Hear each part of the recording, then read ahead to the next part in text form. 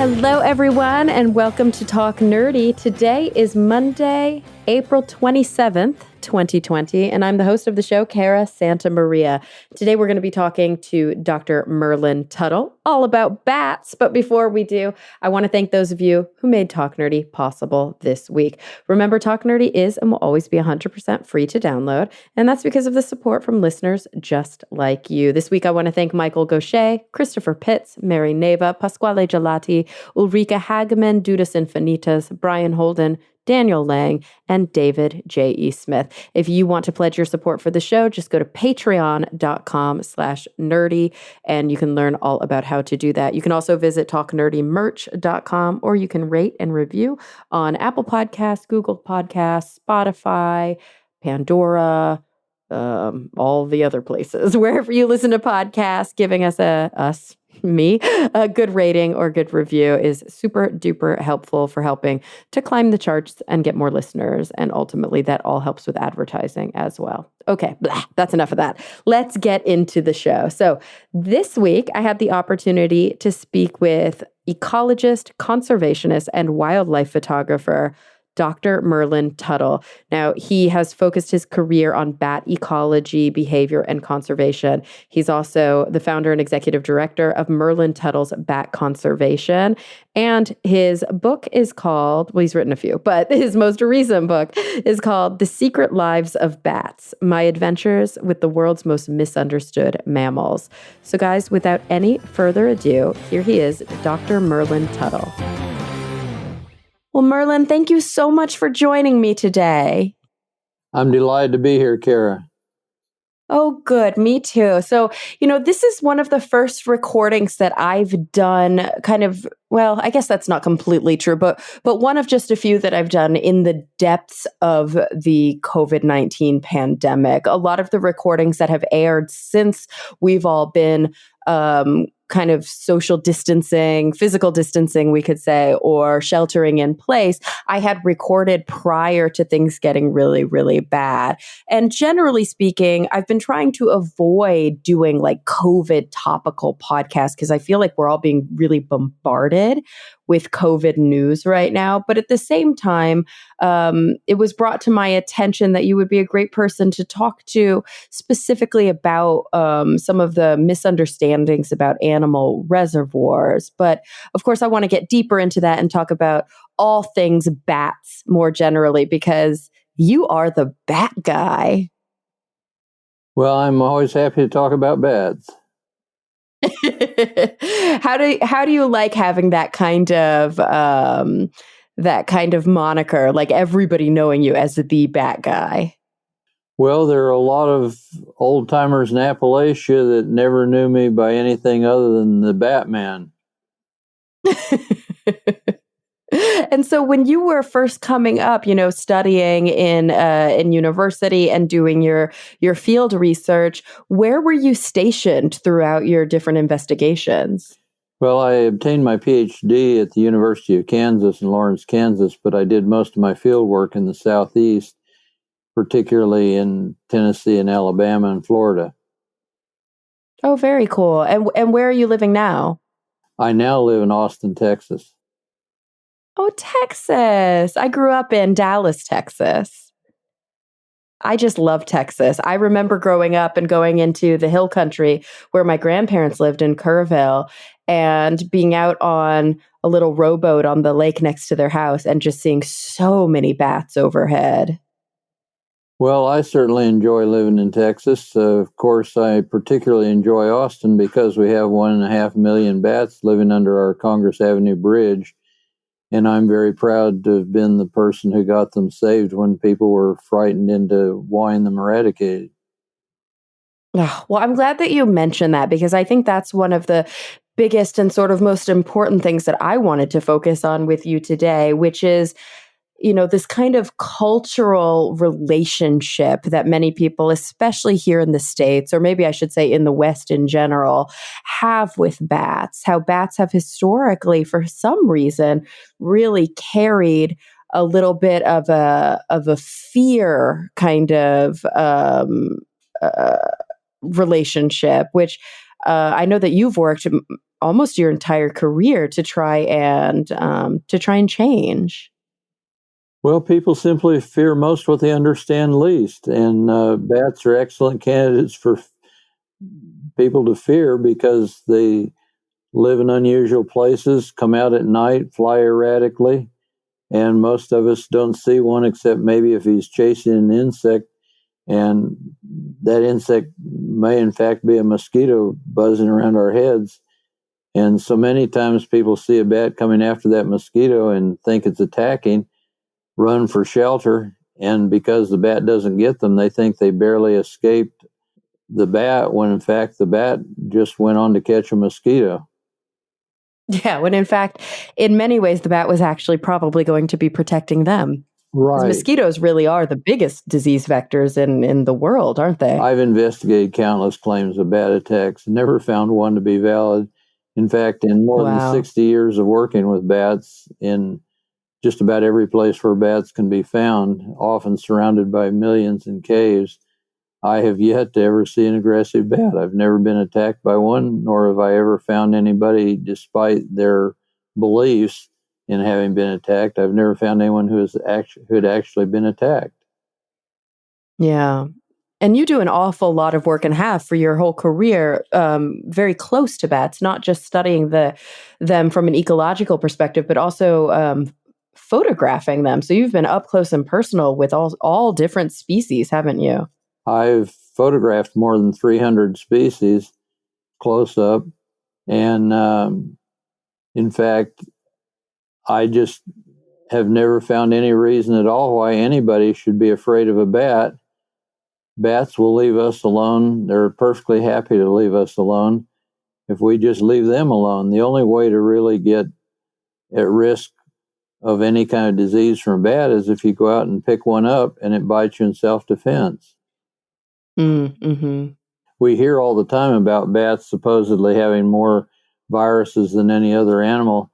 Those are very biased reports. And in fact, I don't believe them to be true. It is true that there are more than 1,400 species of bats in the world. They're found practically everywhere. And if you've got that many species found in almost everywhere, it's inevitable that they're going to have lots of kinds of viruses, but probably no more than other animals if we'd just be less biased in our search. For more than a decade, virologists looking for reasons to worry about disease have focused heavily on bats. And because most viruses have yet to be discovered, we can find new species, new viruses almost anywhere we look. We could look in our own belly buttons and find a new kind of virus. And so, because virologists have specialized in looking for viruses in bats for the last decade or so, we now think there are more viruses in bats. But just even if that were true, it doesn't mean that bats are more dangerous. What we have seemingly missed is to look at the historical record of living with bats, and we find that bats actually have one of the finest track records on our planet when it comes to living safely with people without harm. We have 1.5 million in our Congress Avenue Bridge here in Austin. Millions of people have come from all over the world to enjoy their spectacular emergences close up. Not one person has ever been attacked, harmed, or contracted disease from one of our bats. So, where do you think that it really comes from? This, as you kind of mentioned, this intense focus on bats as disease vectors that really has come to define, whole fields of biology, like virology. I mean, I think it's now to the point where most everyday people who don't study epidemiology, who don't know much about laboratory science, they still identify bats with disease. Where Well, did that really start? here's the real problem. The real problem starts with the fact that bats are probably the easiest mammals on our planet for a virologist to quickly sample. I personally invented the trap, unfortunately, that most of them use to catch bats. And they can set that trap in a cave entrance and sample 100 bats in just minutes. Imagine the problems you'd face if you're trying to get an adequate sample of cobras, which were recently postulated to be a source of COVID, or lions, or just any other foxes, any mammal. It's so much easier to sample bats, and they don't bite back. They're very easily handled by experienced people who know what they're doing. And this means that you can get a lot of quick publications out because your samples are large and easily obtained. And also, bats don't have many defenders. When the same suggestive information, let's say antibodies, are found in primates or dogs or cats, we don't hear too much about it. But when it's in bats, it gets sensationalized. Oh, these could be dangerous. Well, I just saw reports of new coronaviruses being discovered in Southeast Asia. That's meaningless. There are many, many kinds of coronaviruses found all over the world, and we can speculate that any of them could be dangerous. But to scare people about a new species of coronavirus just because it was discovered and could be dangerous, that's like saying we just discovered a new species of fish and it could be dangerous. Anything is possible. We could all be killed by a falling meteor tomorrow, but we're not very worried about it.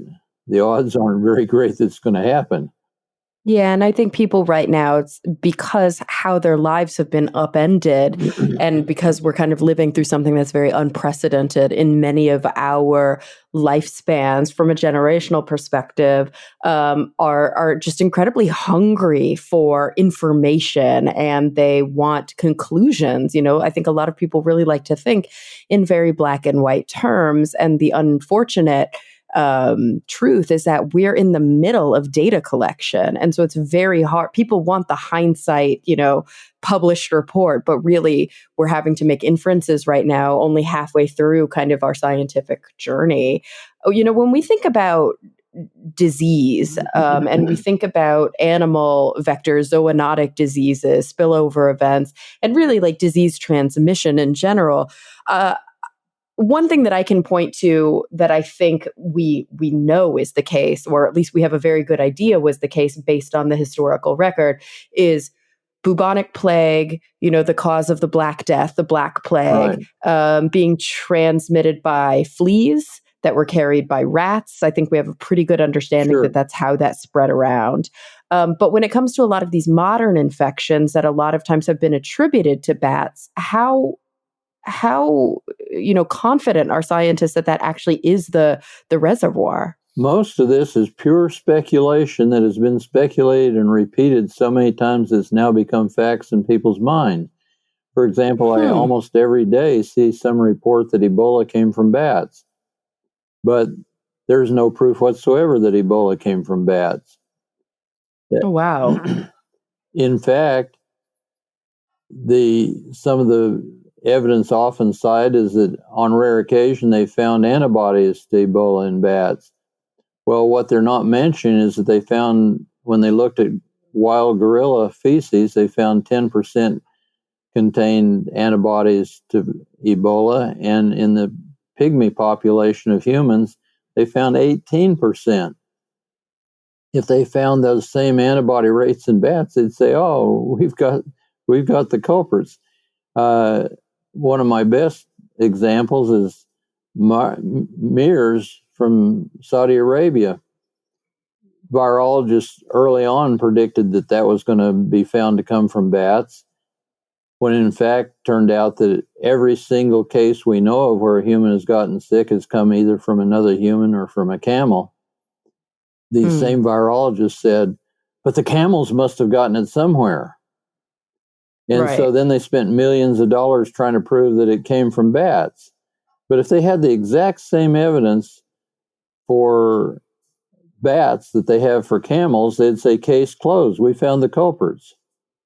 Yeah, it is kind of interesting how there seems to be a sort of cognitive need to find the source, but in terms of how deep into source material we want to go, that feels a bit arbitrary, right? Like, uh, I guess oftentimes there's some sort of insect reservoir that might carry something around. We often think of mosquitoes or ticks or fleas as common carriers of disease. And then those insects might bite a different mammal, and then that mammal might transmit it to, other mammals. Like, how deep down the kind of rabbit hole do we want to go until we feel confident or satisfied to say that's the reservoir or Well, that's the vector? these speculations can get really wild. For example, your mention of insect carriers reminds me that a not too long ago headline getter was that an RNA segment from Ebola was found in a bat's mouth, and they Hmm. immediately reported that as evidence that Ebola came from bats. But another virologist actually pointed out that having a piece of RNA virus in a bat's mouth may have simply indicated the bat that was eating an insect that was transmitting Ebola, and therefore, instead of being a transmitter, the bat was a controller. Mm-hmm. Interesting. Right, because a lot of bat species are insectivores, aren't they? About 70%. Oh, wow. And so you think about what good that really does. I often think of people who are really afraid of spiders. And so they will kill spiders in their homes without really realizing what good control those spiders are doing against things like flies or mosquitoes or, different kinds of insects that may be carpenter ants, things that might actually be more destructive within their homes. Well, Just because unfortunately, of that fear of the spider. we don't see most of what bats and spiders do. For example, Mhm. bats here in the United States, even though they've been dramatically reduced in numbers in recent decades, still are believed to save American farmers close to $23 billion a summer in avoided pest damage. To give you an idea of Wow. what a bat can be worth, our free-tailed bats that live here in Texas intercept billions of migratory moth pests every spring. And just one of our bats can catch enough of these migratory egg-laden moths to prevent them from laying 20,000 or more eggs on crops. That's enough to force a Texas farmer to spend $74 an acre to spray multiple acres of crop with pesticides. Our Parks and Hmm. Wildlife Department reports bats here in Texas to be worth more than $1 billion a summer in this kind of control. If one bat can make Wow. that kind of difference, just think of what happens when, let's say, the bats from Bracken Cave near San Antonio, where there are 10 million or more. Imagine 10 million or more bats having that kind of impact, where one bat can protect a farmer from multiple acres of crop damage. That's amazing. And these are, as you said, the vast majority of bat species are insectivores, but there's also a fair amount of bats that are actually pollinators, right? Bats are by far the most efficient long distance pollinators anywhere. And in fact, those of us who enjoy our margaritas might like to give bats a bit of thanks. Uh, the agaves from which all margaritas, all tequila is produced, are heavily dependent upon bats as their primary pollinators. Without bats, you could lose billions of dollars of export income in Mexico from tequila production. Wow. So we're talking disease control in many aspects, or at the very least, preventing pests from eating agricultural products.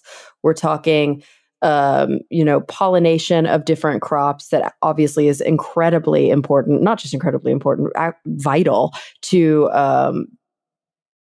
kind of ecosystem flourishing. Yet you mentioned a few minutes ago that bats are in heavy, heavy decline.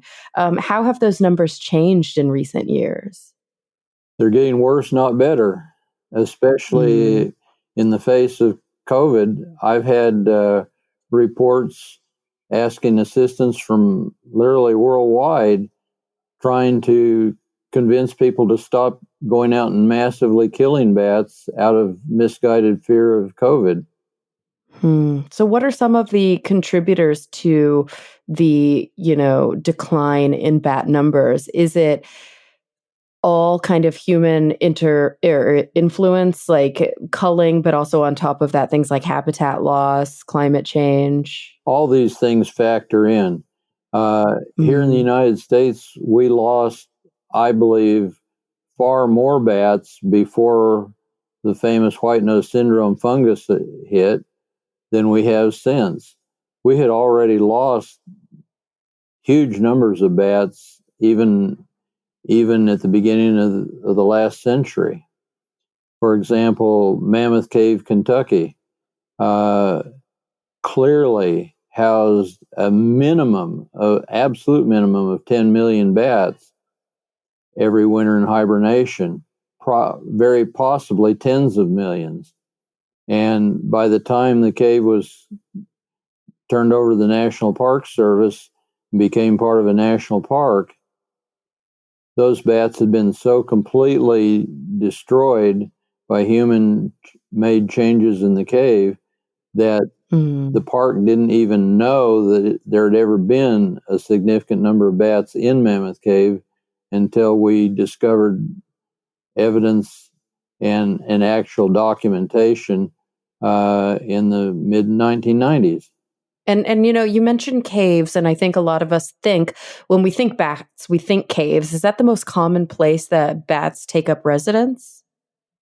Well, that's a place where in North America, a very large proportion of our bats every winter have to seek shelter in caves that provide just the right diversity of temperature for them to overwinter Okay. when they have to depress their body temperature to hibernate when there's no food to eat.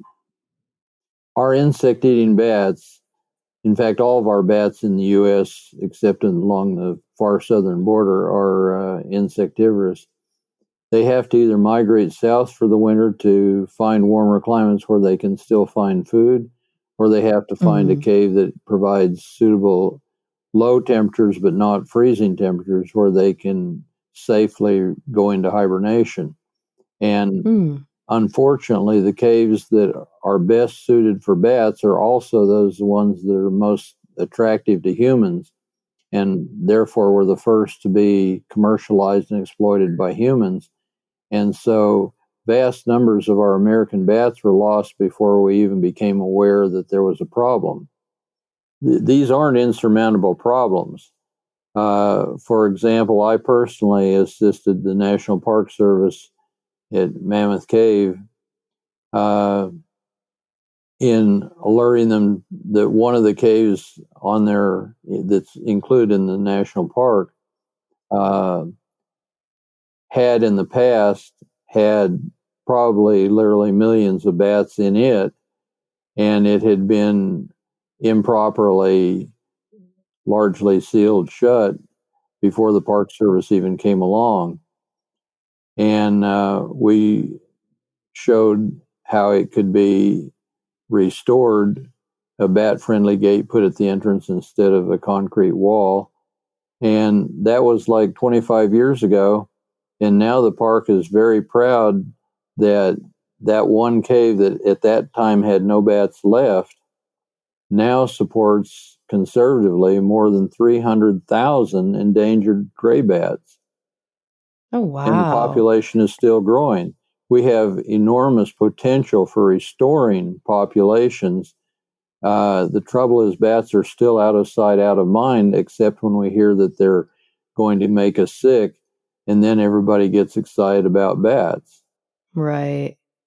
And tell me about, I mean, that sounds so ingenious, this idea of a bat-friendly gate. So was the cave sealed up to prevent people from going into it? Yes, they had concrete up much of the entrance and then put a steel gate that wasn't friendly to bats. In fact, just the Mhm. concrete in most of the entrance stopped airflow that was essential to the cave environment. And as soon Mm, as it was unable to breathe, it became unsuitable for hibernation, even if bats could have still gotten in. gotcha. But putting up just a grate that's, the holes are small enough that people can't get through, but they're large enough that bats can fly in and out, that really is it seems like a pretty easy solution to a massive I problem. have personally been involved in gaining protection for more than a dozen caves that have had hundreds of thousands to millions of bats restored as a result of protection. Wow. Oh, that's amazing. The endangered gray bat, when I began my studies in the 1960s, was so seriously declining that leading experts in America predicted that it would soon become extinct. And yet today, through common sense approaches to protecting its cave habitats, we now have millions more than when their extinction was predicted. That's incredible. These aren't insolvable problems. They're just problems that remain insolvable until somebody understands them and actually takes action. It's very difficult to take action, though, at times like this when everybody is frightened, thinking that meeting a bat is going to make them sick. We tend to forget that actually, if you look at the history of great pandemics, bats have one of the finest track records imaginable for not causing disease outbreaks. The current outbreak is totally speculated to be associated with bats. There were no bats in the Wuhan market, and I don't know of any virologist that really believes that a bat transmitted this virus to a human directly. It may have, Really? and we don't know whether it was weeks, months, or thousands of years ago that this virus may have gone from a bat to something like a pangolin Mhm. and evolved there. We don't know if it evolved to become dangerous in a pangolin or if it evolved to become dangerous after it left a pangolin into humans. We don't know who had the first dangerous version of this virus, but what we do know is that as a group of virologists recently said, anybody who claims to know where COVID came from is guessing. We don't. There have been all kinds of speculation. One thing that upsets me a lot, take for example MERS. We hear far more about it coming from bats than camels, just because virologists have speculated that it came from bats to camels. But the only thing of importance to us is to know that we get it from camels. Right. And the same thing with SARS. Very few have believed that SARS came directly from bats. They believe it came from civets. Civets may have gotten it from bats, but if you look at the history of these virus transmissions to humans, we wouldn't have a problem with civets transmitting virus to humans if tens of thousands of them hadn't been kept in markets in close quarters with bats unnaturally. In the current Yeah. outbreak, it looks probably like it went through an intermediate host, such as a pangolin. It may not necessarily have been a pangolin, but if it was, then something as simple as just somebody not eating an endangered pangolin could have prevented this whole problem. And yet the problem is still being blamed on bats as well. Maybe the pangolin got it from a bat, but we don't even know that it came from a pangolin because we've done so little searching. One of the problems with biased virus hunting, when you focus almost exclusively on a particular group of animals, you tend to not catch on to where it really might be coming from in other alternative sources. For example, with our Ebola, it's been pointed out and largely ignored by people who want to make bats look like the culprits. It's been pointed out that there are, of the 4 original species of Ebola discovered in Africa, each one is linked to a particular river drainage system. If bats were the reservoirs of Ebola, as has been hypothesized, and they're migratory, early reports said, bats are ideal reservoirs because they migrate. Well, if this was coming from a migratory animal, it wouldn't be restricted to each species restricted to a different river drainage. Right, interesting. And it is an interesting perspective, right? That the real worry here is what is the spillover event? What is the species that is coming in direct contact with a human being and passing a virus that has been carried probably for centuries, if not millennia, by these species, by these reservoir animals? Where is the actual spillover happening where people start to get sick? That seems to be the real critical concern. Like you said, with MERS in camels, with Ebola, for example, in great apes, this translation from the organism that is carrying it successfully in the wild and doesn't get sick, a human being hunting it, eating it, trading it for its, traditional medicine purposes, whatever the case may be, and then becoming infected by that. But the fact that there are organisms that are thriving in the wild that happen to be carriers, non-symptomatic carriers of these things that never come into contact with humans, that's less of a problem. And I'm assuming that happens all the time. You're hitting the nail exactly on the head. What we should be concerned about isn't the evolutionary history, but who's giving it to us now that where we can intervene to prevent. All right, guys, let's get back to the show. It seems like, at least here in the United States, but potentially with COVID-19, because of the wet market link that's been found in Wuhan, it seems like a lot of these spillover events aren't these arbitrary, oh, somebody got bit or somebody, like a one-time kind of fluke. But it seems like a lot of times diseases crop up in the human population because of kind of concerted organized efforts that allow for kind of like multiple spillover events, like in farm animals, like in wet markets. A lot of times it's animals as food or animals as medicine that lead to these, these H1N1 or H5N1, these different flu strains or these different coronavirus strains making people sick. Well, we need to pay a lot more attention to what we're doing than we are. For example, we are polluting the environment, something terrible. Mm-hmm. Our air, water, and food is all polluted with pesticides and other contaminants that are definitely reducing that are increasing our vulnerability to disease, not just ours, but the animals' vulnerability. And until we start admitting our culpability and cleaning up the environment and taking better care of our health, we're going to continue to face big risks.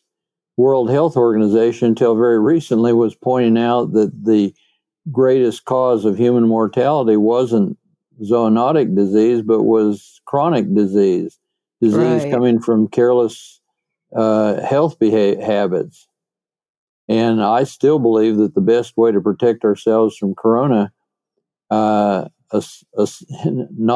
to dismiss isolation, which I'm in isolation myself right now, but aside from that, we need to take care of our own health. Right. Healthy people, healthy animals are far more resistant. And the idea that, factory farming is sort of the rule, not the exception in the US, I can only imagine must contribute to different types of infections running rampant in these animal populations because they're kept in such close Well, quarters. factory farming and pesticides, we have almost gotten to the place where we view pesticides as contributing to our health, when in fact that's far from the truth.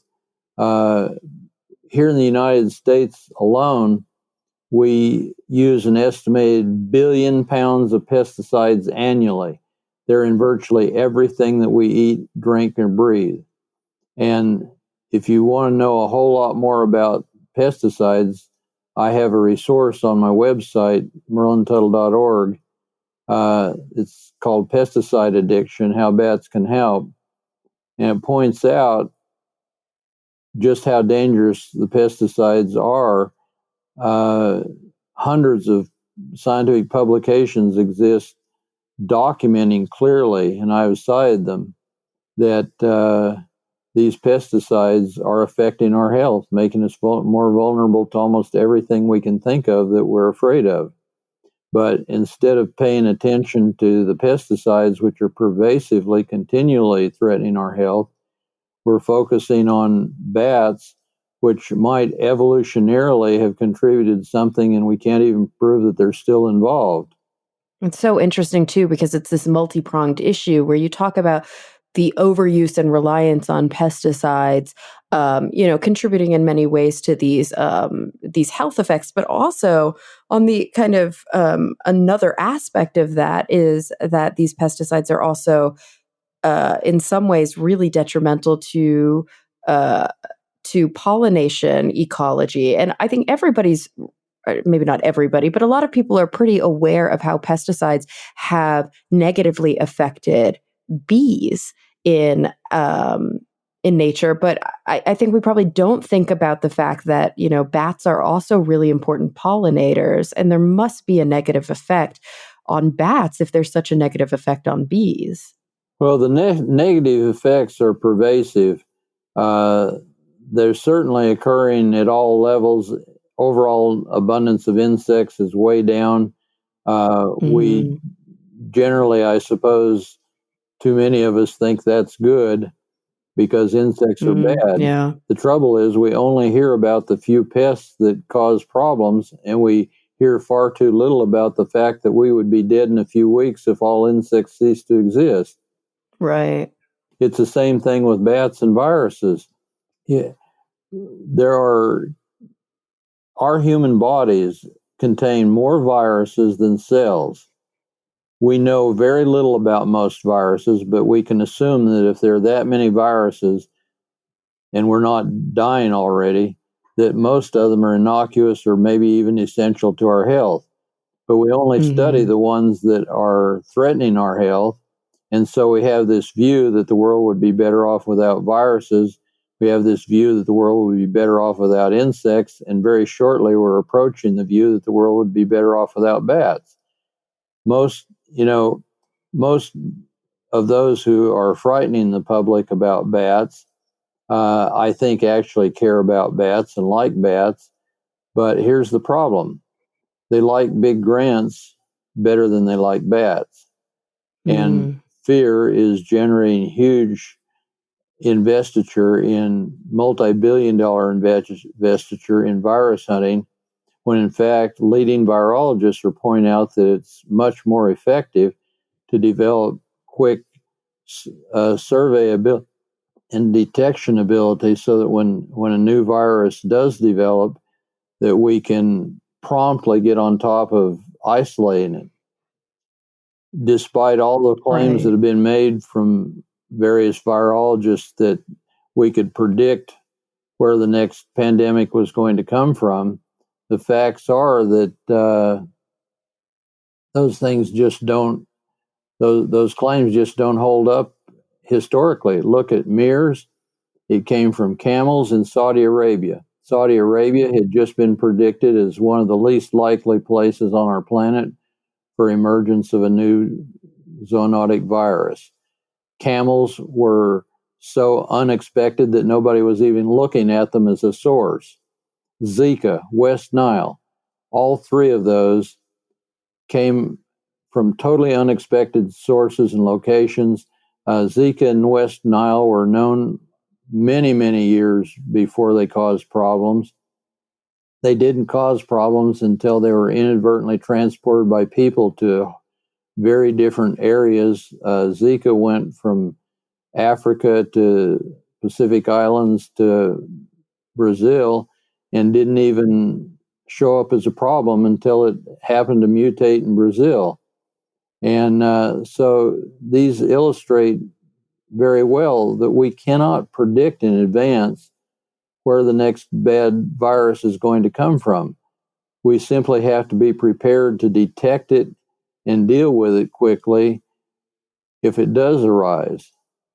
Thinking about all these kind of puzzle pieces and uh, how I can sort of make sense of this in my mind, it seems like one of the biggest threats here really has to do with the fact that we often aren't thinking in a sort of interconnected or ecological manner. And this is not new information, right? This goes back to Humboldt, if not sooner, that the idea that one organism being taken out of the equation or changed in the equation affects so many other things downstream.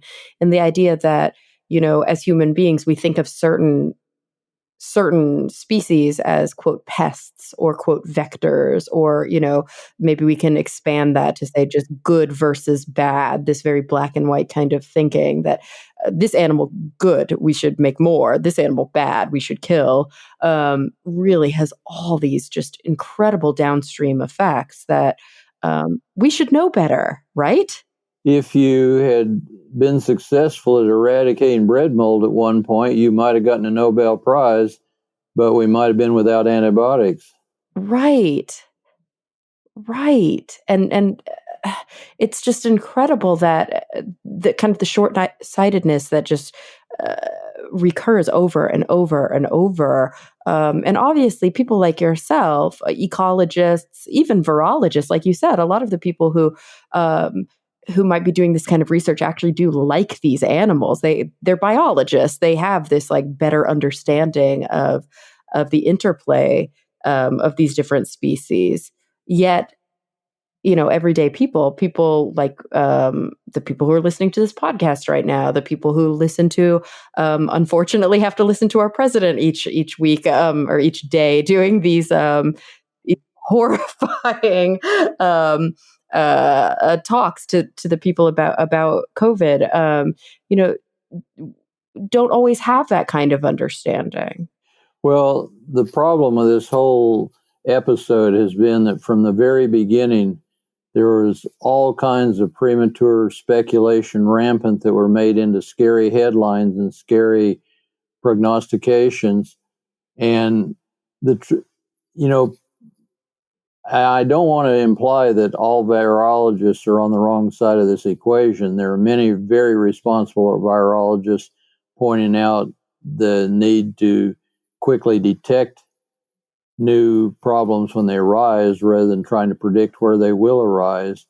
But those Mhm. kind of common sense people are getting far less attention than the ones that are making scary predictions that make sellable headlines. If some of the people scaring people about bats think that as long as they say bats are beneficial, don't kill them, that it's okay to scare us about bats. But the truth is, let's look at it this way.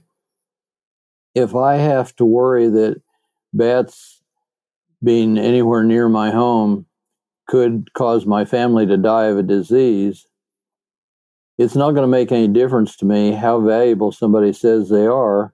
I'm going to do everything Right. I can to make sure there are none surviving near my home. In fact, if you want to see well documented the history of how fear has affected bats, go to my resource at merlintuttle.org. The source is titled Fear of Bats and Its Consequences. And there I clearly document the history of how and why people have feared bats, how fear has been abused, and used to cause vast losses of bats. And the truth of the matter is that bats have an ecological place, regardless of whether we're in it or not. Take us completely out of the equation. Bats have uh, over, years of evolution found the niche, do the things that bats do, protect certain things, are threatened by other things. And then when you bring us into the equation, which is often how we have to communicate these things as science communicators to make them feel, relevant, bats are actually incredibly beneficial for human beings. They're not just beneficial, they're absolutely essential. Exactly, from pollinators to insectivores to all these different reasons. And so, as you were mentioning, some people are very afraid to have a bat near their home, but there's a growing movement, and you've been massively instrumental in this, of helping people understand how they can invite bats into their space. How they can put up bat boxes or bat houses. I'm very proud to have been the one that introduced bat houses to America. And there are today hundreds of thousands of bats living in backyard bat houses. And I might add, we don't know of a single instance when a bat from one of those bat houses has caused a disease problem for humans. So tell me about this. How does this work? How can I introduce bats into my kind of space? Well, you can build your own bat house, or you can purchase an already built bat house. The main thing is to be sure you know what you're doing and get the right kind. Because there are Mhm. always some people who will sell a bad product for a low price. And but if you go again to my website and go to the resource section, selecting a quality bat house, I have provided detailed instructions for either how to determine whether a bat house you're about to buy is a quality product or not, and once you have it, how to treat it in order to maximize its probability for success. Bat houses that are properly made and located in a good manner are more than 80% successful, and they do have an impact in helping reduce yard pests. One of the things that people often ask me about is, do bats really control mosquitoes? For a long time, many people thought that we were just exaggerating when we said bats ate mosquitoes. They didn't eat enough to make any difference. But there have been a couple of recent studies, most recent published last spring, from Wisconsin, showed that I believe it was more than 15 species of mosquitoes in Wisconsin were heavily preyed upon by the two most abundant bats in the state. And the bats were also preying on three species that were prime carriers of West Nile virus. I'm not saying that bats alone can solve mosquito problems, but if you go to my resource on the subject, you'll find outlined a plan for how bats can fit in to be an important part of a mosquito control plan. That's incredible. And so, we were talking before about the fact that bats winter often if they don't migrate, that they winter in caves. So what is their kind of, I guess, what are their habits in the rest of the year? Why do bat houses work? They're out at night. When do they sleep? Why do they Well, want to be in these bat houses? bats need extra warm, stable locations for rearing their young. And Okay. one of the keys to success in bat houses is placing them in the right amount of sun, painted the right color so that they absorb the right amount of heat. It's not as tricky as it may sound, but good bat houses are made appropriate to the latitude and altitude where they're going to be used so that they absorb the right amount of heat. Bats like surprisingly warm places for rearing their young, and they can't find those generally in caves. Here in Texas, we have free-tailed bats that form huge colonies and actually heat the caves where they live.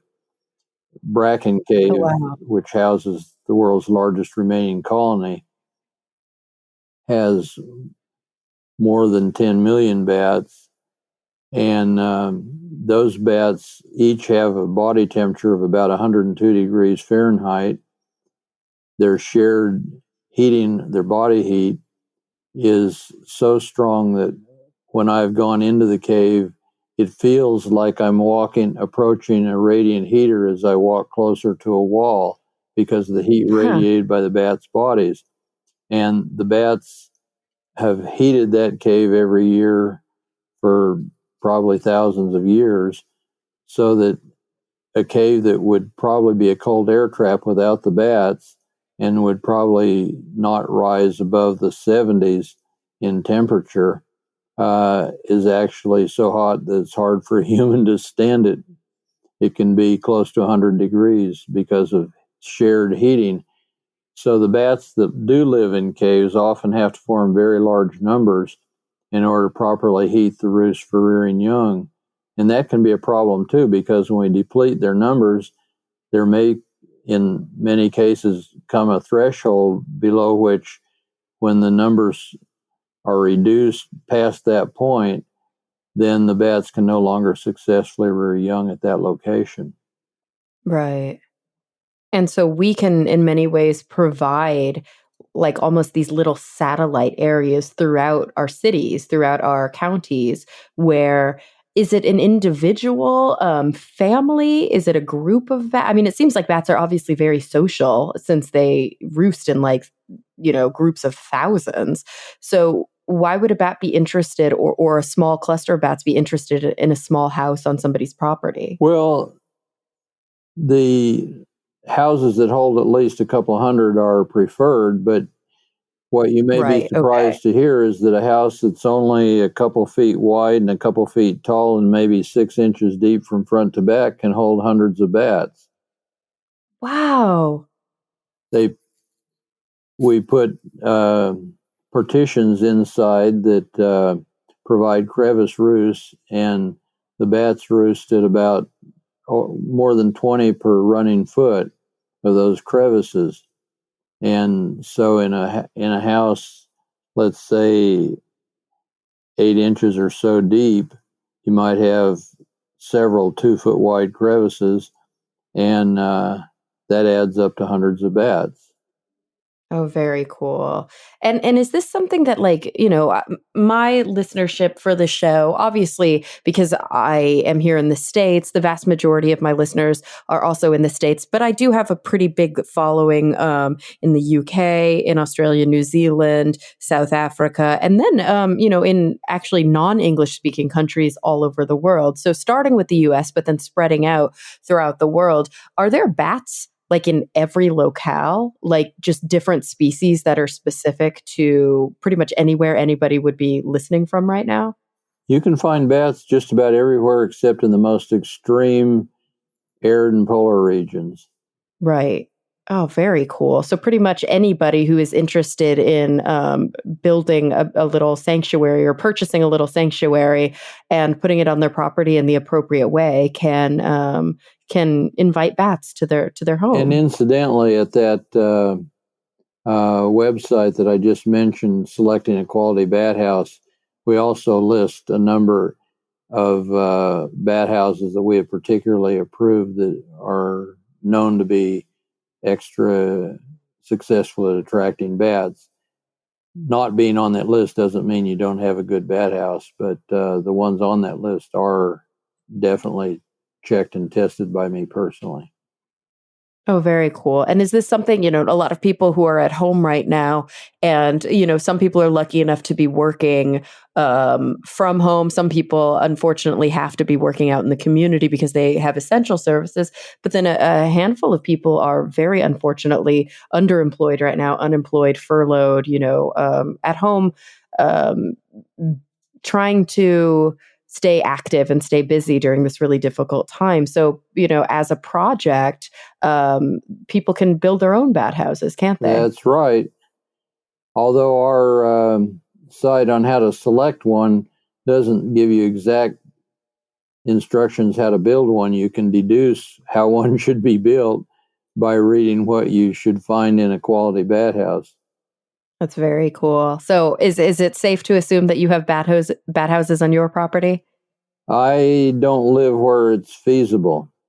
Gotcha, gotcha. So there are some parameters there. Well, my yard is largely shaded by trees, and Mm. I have a relatively small yard. Um, I would expect that I wouldn't get enough sun on the bat house to put up one where I live exactly, but I have helped many people over large areas to attract bats successfully. In fact, one house that I originally designed now has hundreds of thousands of bats in it. Oh, wow. In fact, an artificial cave that I helped design now has more than 500,000 bats in it.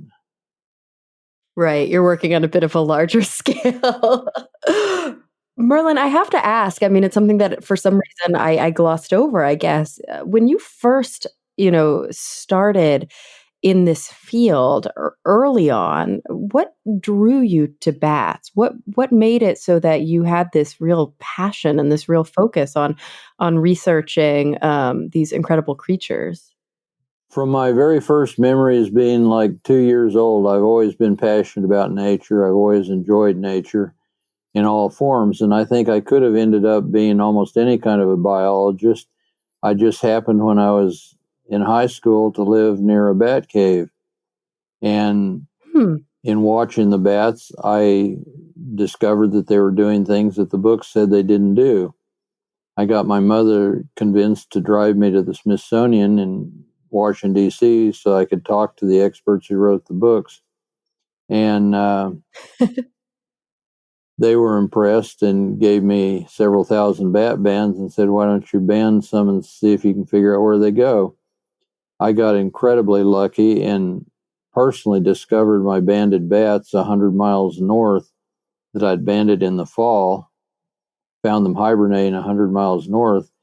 Well, first of all, if they were thought not to migrate, but if they did migrate, we all expected them to go south for the winter.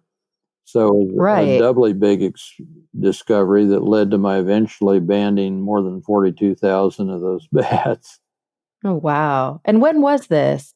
This started in 1959. Wow, 1959. That's incredible.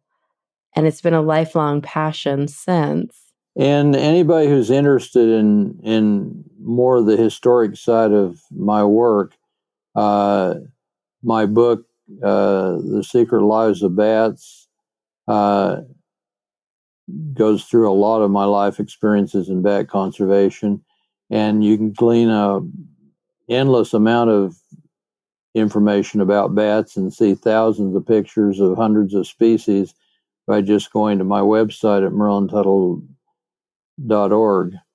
I founded most recently Merlin Tuttle's Bat Conservation, and that's where people can contact me and use our resources. We have many more resources there than I've mentioned.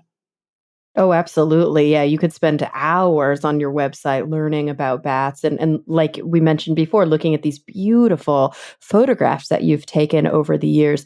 Were you a photographer first, or did you discover photography as you were working with bats? I discovered photography after I was working with bats. It was in self-defense back in the late, uh, let's see, 1970s.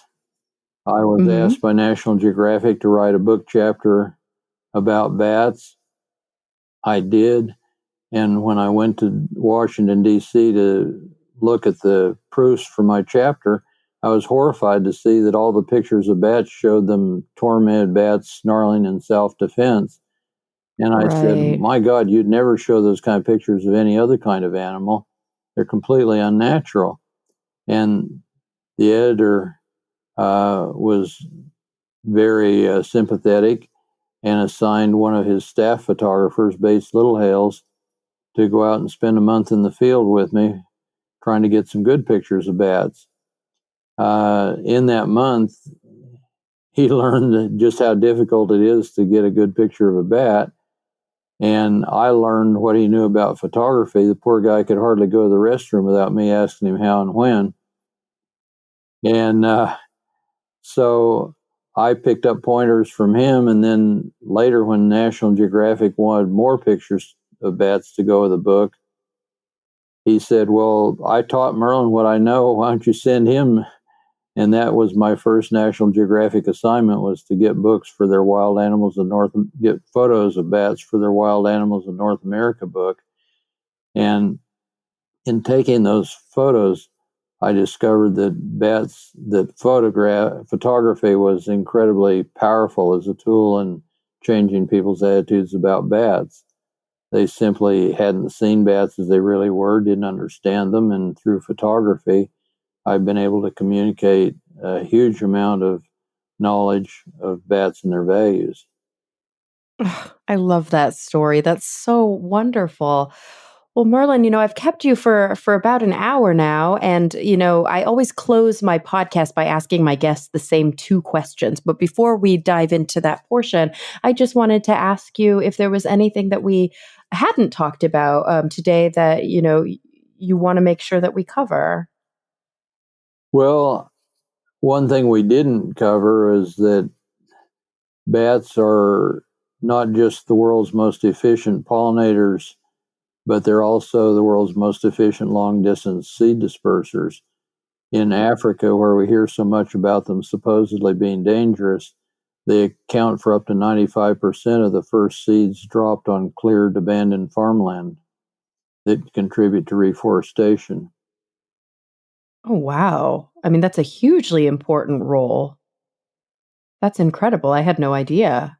So not just, in terms of, contribution that we measure for kind of selfishly as human beings, not just pollinating, not just eating these kind of dangerous insects, but also spreading these seeds all around to help regrow these forests. That's incredible. One thing we didn't get around to talking about, bats are key pollinators and seed dispersers for many of the world's most valuable plant products.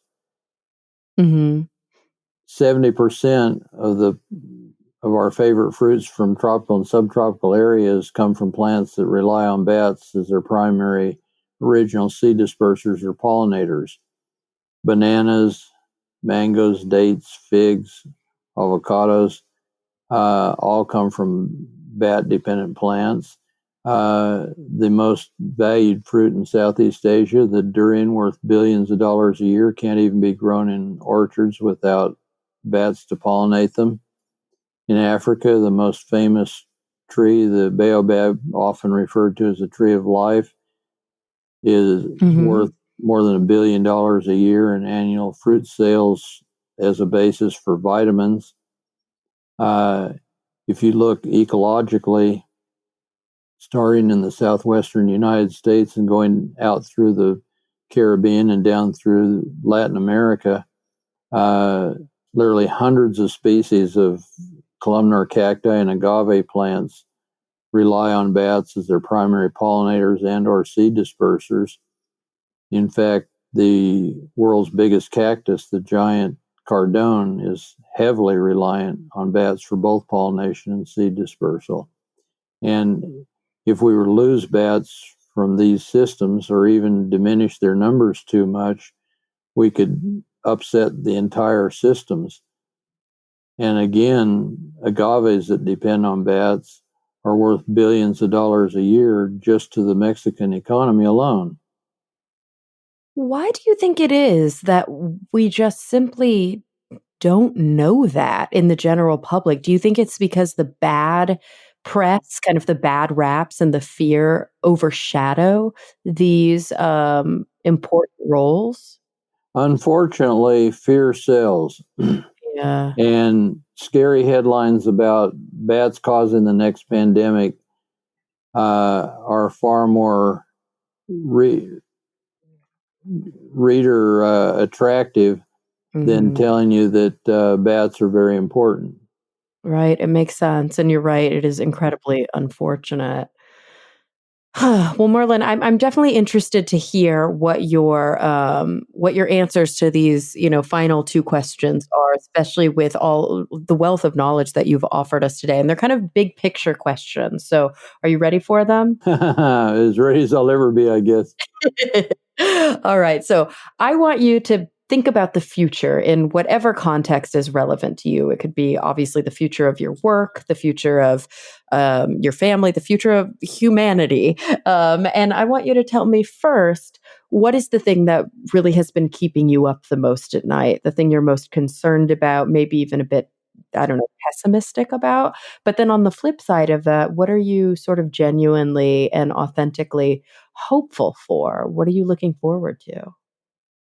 Well, I worry about the extent to which we're blissfully rolling toward a potentially gigantic cliff, kind of like the lemmings of fabled movies.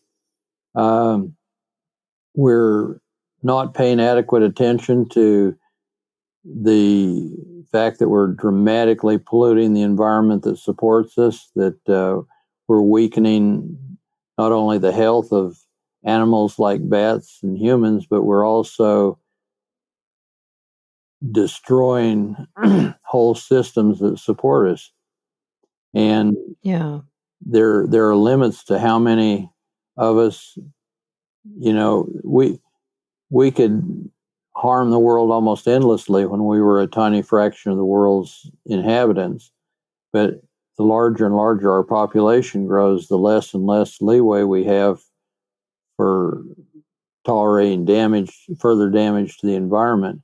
And I worry that we need to become much more concerned much sooner about how close we are to the edge in many cases. Now, on the positive side, as one who has devoted most of his adult life to conserving what at one time were certainly among the world's least popular animals, I have found that most people, most of the time, will do the right thing if we just communicate well to them what is in their best interest. And oftentimes, protecting the environment is the single best thing that we can do that is in people's best interest. I have Mhm. convinced people to protect millions of bats based on their best interest. I don't tell them that bats should be protected because they have rights, because they're cute, or anything else. Bats should be protected because it's good for us. And Right. the environment around us should be protected because it's good for us. And when we ignore Mother Nature, she has some pretty tough ways of getting back at us. I would like to point out that on the positive side, take for example the endangered gray bat. Its extinction was predicted in the late 70s, and Mhm. today we have millions more than when their extinction was predicted, just by mostly voluntary actions taken by people who are properly educated to the bat's needs and values.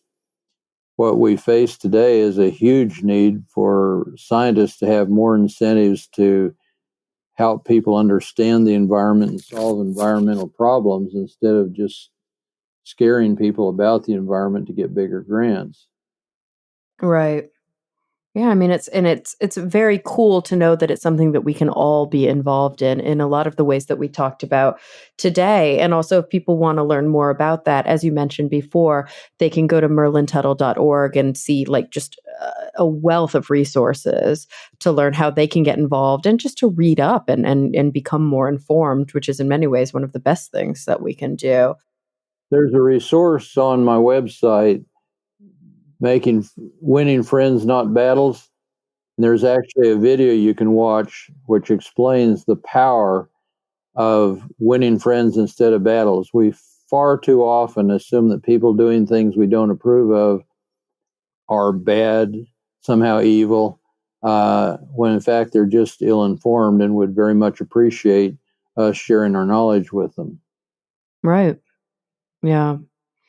Well, I have to say I've learned so much from you, and there's obviously more to learn, including checking out your book, The Secret Lives of Bats: My Adventures with the World's Most Misunderstood Mammals. And that just came out about a year and a half ago now, in October 2018. So it's still pretty new, and you guys can pick it up wherever books are sold. Merlin, thank you so much for joining me. This was an absolute joy. Well, thank you for your personal efforts in promoting a better understanding of some really crucial animals. Absolutely. And everybody listening, thank you for coming back week after week. I'm really looking forward to the next time we all get together to talk nerdy.